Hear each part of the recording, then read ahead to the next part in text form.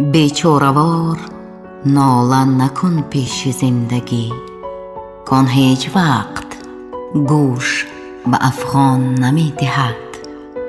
چون شهسوار خیز و به زورش سوار شو، که اسب مست تن به ضعیفان نمی دهد. یالش به دست و پنجه مردی بگیر سخت، اندر رکاب زر حلش آنگه درآر پا.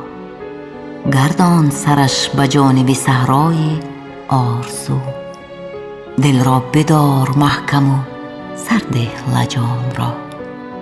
عاجز نشو که زندگی را خوش نآید این، تو مرد باش زندگی خود مرد پرور است.